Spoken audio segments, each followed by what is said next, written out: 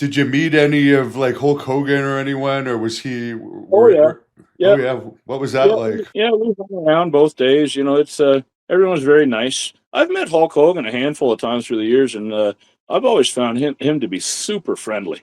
And he doesn't need to be. Like he'll come over and introduce himself, and like he goes out of the way to. I don't understand why people hate him so bad.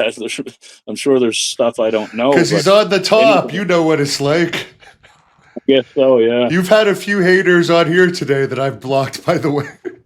Really? Yeah. One time, actually, in on that WCW trip, I was sitting. There was catering. I was sitting eating, and he called me over and said, because I was sitting by myself, and he called me over, and I sat with him and Jimmy Hart and Brutus Beefcake. So I thought that was quite nice of him. We didn't really chit chat, but I remember him asking me if I was nervous, and I said, "Fucking right, I am." And he said, "Yeah, I'm nervous too."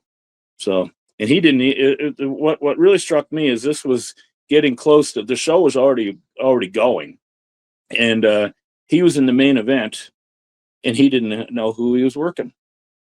So how fucking stupid, how disorganized is that?